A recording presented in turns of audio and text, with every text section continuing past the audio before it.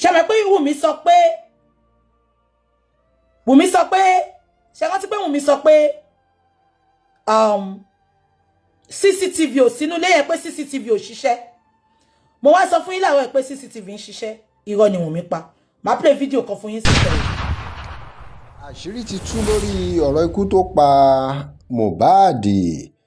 Wunmi Cynthia Adébánjọ ìyàwó Mohbad ni Bukky Jesse sọ pé àwọn àṣírí kan ti tú lórí ọ̀rọ̀ ẹ̀ o lórí ikú tó pa Mohbad gbajúmọ̀ olórin hip hop tó kú lọ́jọ́ sí.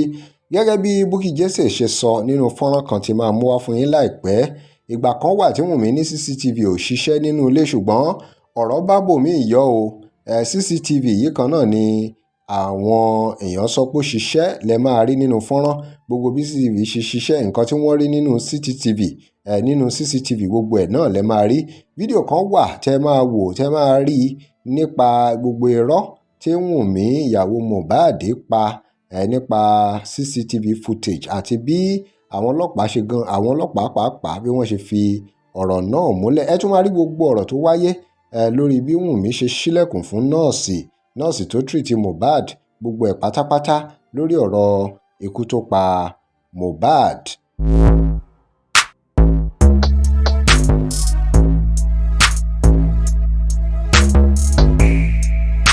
Welcome to crossblog XTV. Remember to like, share and follow us. Bukky Jesse wá ń béèrè ìdí tí Wunmi fi ní CCTV ò ṣiṣẹ́ lákọ̀ọ́kọ́ ńgbà tí wọ́n béèrè lọ́wọ́ ẹ̀ tó ló ti bàjẹ́. Kí ló fà á? Àwọn ìgbésẹ̀ wo ló gbé? Ta ló bá sọ̀rọ̀? Ta ló gbé nọ́ọ̀sì wá? Kí ni àṣírí tó wà láàrin òun àti nọ́ọ̀sì? Gbogbo ẹ̀ pátápátá lẹ máa gbọ́ tí Bukky Jesse ti tú nínú fọ́nrán tẹ́ máa wò yìí. Ṣé ń gbọ́ mi? Ṣé mọ̀ pé Wunmi sọ pé ṣé rántí pé Wunmi sọ pé CCTV ò sínú ilé yẹn pé CCTV ò ṣiṣẹ́. Mo wá sọ fún yín láwọ̀ pé CCTV ń ṣiṣẹ́. Irọ́ ni Wunmi pa. Màá play video kan fún yín sí kẹ́ wò.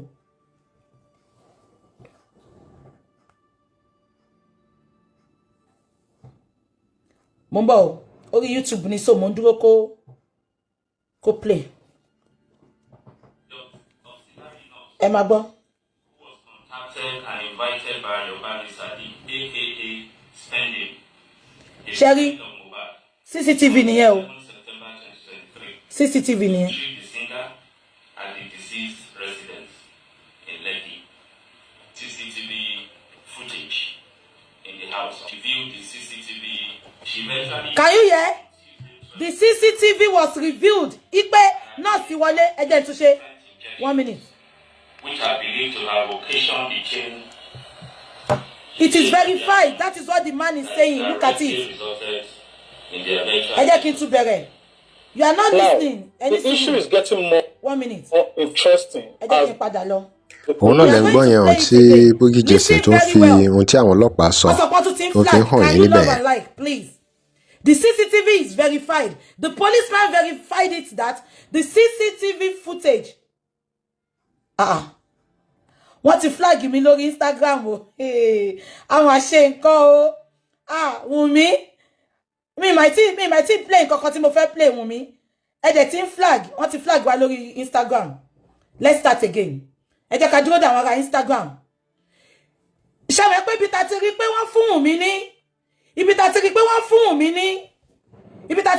fún Wunmi ní. Death certificate. The same ọlọ́pàá yẹn náà. Ọkàn sọmọ́rọ̀ confirm ẹni. Ó sọ pé CCTV footage làwọn rí ìgbà tí nọ́ọ̀sì yẹn dé. Ẹ jẹ́ ká tún gbọ́ ohun tí Bukky Jesse sọ nípa bí Wunmi ṣe tọ́jú death certificate Mohbad. Eléyìí lágbára o. Gbogbo ìdí pàtàkì tó fi tọ́jú death certificate gbogbo ẹ̀ náà lẹ máa gbọ́. Ẹ já wo fídíò níbi tí Wunmi ti tún pe bàbá Mohbad tó bẹ̀rẹ̀ sí ṣépè mẹ́sàn-án mẹ́wàá fún bàbá yìí lórí ọ̀rọ̀ kan tí ó yẹ kẹ́ ẹ gbọ́. Ẹ wò ó nu fọ́nrán yìí. Ẹ yẹ kí n sọ kan tó sọ fún yín màá tún wá play fún yín. Ó ní bàbá tí kọ́kọ́ bá ṣe màmá mi ọwọ́ ti ba màmá ẹ̀ ọwọ́ àdù. Mo sọ fún yín pé Bukky tẹ́ ń wò ní few years ago òun kọ́ lẹ̀ ń wò sí. Ṣé ń gbọ́ mi? Ọwọ́ ti ba màmá ẹ̀. màmá ẹ̀ ti wà ní ìdùbúlẹ̀ àìsàn ìkọra yẹn ló fi mú bàbá Mohbad dẹ̀ ti ń dààmú òun náà ó ní tí nǹkan bá ṣe Liam Mohbad ti ń dààmú òun àtọmọ yẹn ẹni kó bọ́ta kó lọ bá wọn spíkà ẹ̀ kan wá já mi sẹ́ àná lélẹ́ ìṣẹ̀ṣẹ̀ ṣẹlẹ̀ bàbá oní bàbá ń sùn ó dẹ̀ pé bàbá yẹn ó pé bàbá ọkọ ẹ̀ ní olórí burúkú ó ní ó máa pa ó ní tí nǹkan bá ṣe ìyá yẹn tó bá ṣe Liam ó ní bàbá yẹn náà máa kú ó ní bàbá yẹn máa pa òun ó ní ṣé bàbá yẹn fẹ́ pa àwọn ni bó ṣe pa ọmọ ẹ̀ Wunmi ò ní ṣe oríire olórí burúkú ọmọ àpọ̀kọ̀jáyé wọ́n sọ pé òun mọ̀ bọ́ tó lè pé bàbá oníbàbá eléyìí lágbára o eléyìí ga o eléyìí ó gbẹnu tán Ọlọ́run kó ṣàánú fún wa o. Bàbá ìyá ló sọ̀rọ̀ bí kò bá pa ìyá mi máa tó bí burúkú ni bí kò bá pa yín bàbá bí kò bá pa ìyá ẹ máa tó bí burúkú ni bẹ́ẹ̀ni tí ọmọ fi lè tí ọmọ ni wọ́n ṣe tọ́ mi tí ọmọ fi lè tí ọmọ ni tí ọmọ fi lè tí ọmọ ni ẹ ní kú rẹ bàbá tí ọmọ fi lè tẹ́ Liam wọ́n sọ fún yín wọ́n mú ìyá tó dájú tí ọmọ fi lè tí ọmọ ni ẹgbẹ́ ọmọ mi bá ọkọ mi àbí ẹgbẹ́ ọmọ mi bá ọkọ mi tí ọmọ fi lè tẹ́ Liam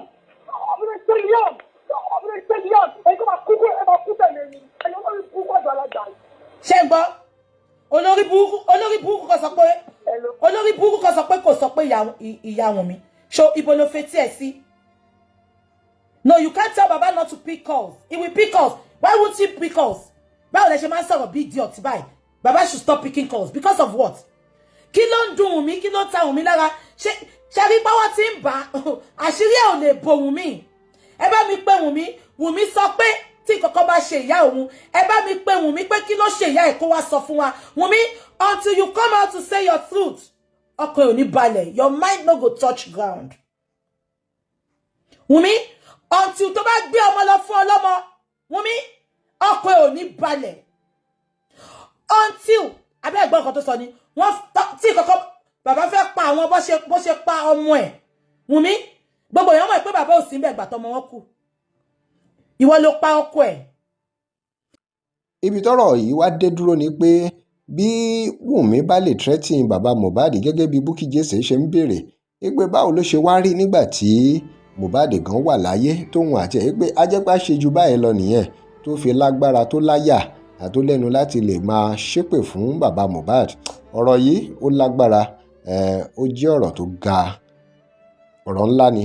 Ẹ̀yin èèyàn kí lè ròyìn lórí ọ̀rọ̀ Wunmi yìí gbogbo èyí tí Bukky Jesse sọ gbogbo ẹ̀ pátápátá lórí ọ̀rọ̀ Mohbad kí lẹ rò?